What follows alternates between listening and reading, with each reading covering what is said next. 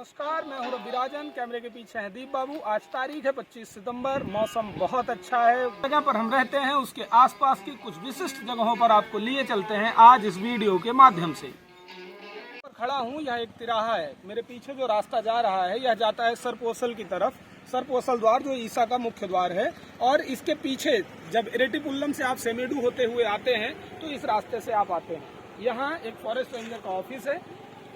इसकी उत्तर तरफ आपको ईसा योग सेंटर का रास्ता है जो यहाँ से 2 किलोमीटर है, और दक्षिण की तरफ लगभग 600-700 मीटर दूर स्वामी जी का वह समाधि स्थल है जिस जगह पर हम जा रहे हैं। फॉरेस्ट गार्ड महोदय की उत्सुकता को समाप्त करके, उनके जो सवाल थे उनके जवाब दे करके हम आगे समाधि की तरफ बढ़ते हैं। आज जिस जगह पर हम जा रहे हैं वह वेलंगिरी स्वामी जी की जीव समाधि है। आज के लगभग 40 वर्ष पूर्व स्वामी जी इस जगह पर समाधि लिए थे।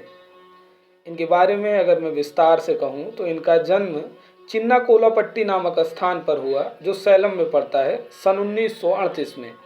इनके बचपन का नाम था चिन्नावैया कोंडर।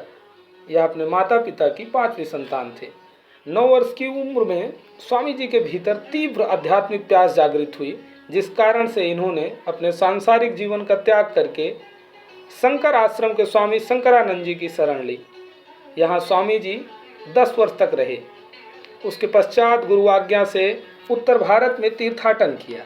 उत्तर भारत के जो तीर्थ स्थल हैं वहाँ पर यह गए और वर्षों तक यह घूमते रहे। उत्तर भारत के हिमालय की तलहटी में अपनी यात्रा को समाप्त कर स्वामी जी पुनः वापस आए। दक्षिण भारत के वेलंगिरी पर्वत के बीच बसे एक गांव सिंगापट्टी में रुके।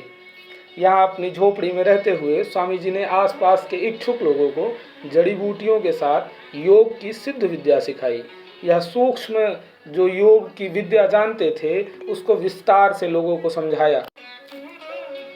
स्वामी जी ने योग के साथ जो जड़ी बूटियों के विज्ञान का विस्तार किया, उन्होंने एक और भी नया काम किया कि यहाँ जो जिस जगह पर वह रह रहे थे लोगों के साथ जुड़ करके उन्होंने बहुत सी जड़ी बूटियों को पुनर्जीवन दिया। उन्होंने बहुत सारी जो जड़ी बूटियाँ खत्म हो रही थी उनका संवर्धन किया, उनको बचाया।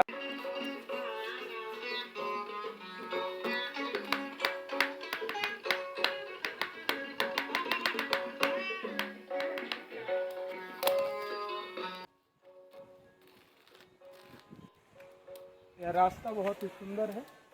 इमली के लगाए गए पेड़ों के बीच से रास्ता ये गुजरता है। आगे नोएल रिवर आपको दिखाते हैं।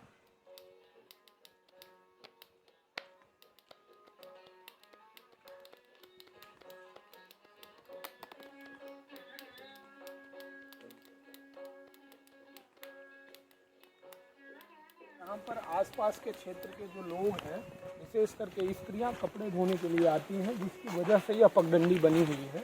और कुछ लोकल लोग लकड़ियाँ ले जाते हैं बगल का जो गांव है वहाँ पर। ऊपर कुछ बदमाश बंदरों ने नीचे इमलियाँ बिछा दी हैं, वो अभी भी ऊपर लगातार तोड़ रहे हैं।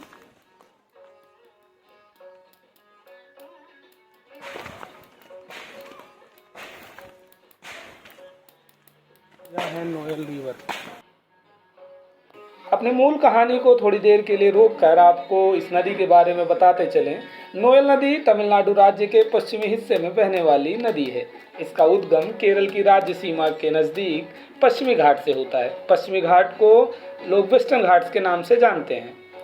यह नदी पूर्व की ओर से बहते हुए करूर जिले के नोएल गांव में इसका विलय कावेरी नदी में होता है। इस वजह से इस नदी का नाम नोएल है, और यह नदी कावेरी की एक उपनदी है। कावेरी नदी की एक उपनदी है। और मैं इसके बारे में अगर आपको बताऊं तो इस नदी की स्रोत से लेकर संगम तक जो कुल लंबाई है वह 180 किलोमीटर है, और यह बहुत घने जंगलों के बीच से होते हुए कुछ एक मुख्य शहरों जैसे त्रिपुर, कोयम्बटूर ऐसे बड़े शहरों से होकर के गुजरती है। और इसका जो सौंदर्य है वो जंगलों के बीच में बहुत ही मनमोहक है।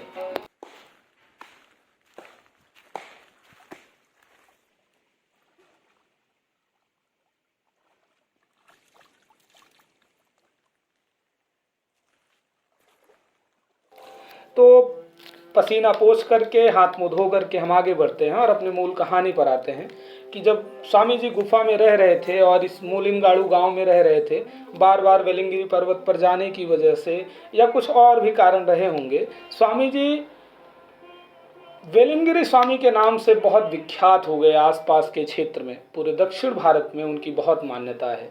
वो जो यहाँ के कुछ मुख्य सिद्ध हैं उनमें उनका नाम गिना जाता है और उन्हें बहुत आदर के साथ लोग यहाँ पर पूजते हैं। स्वामी जी के बारे में एक और बात यहाँ पर जो हमें पता चली कि अपने शरीर के त्याग के 1 वर्ष पूर्व 21 फरवरी 1985 को उन्होंने अपने सभी शिष्यों को अपने पास बुलाया और उन्होंने उनसे कहा, स्वामी जी ने सभी शिष्यों को बुला करके कहा कि 21 फरवरी 1986 को वह महासमाधि में लीन होकर शरीर का त्याग कर देंगे।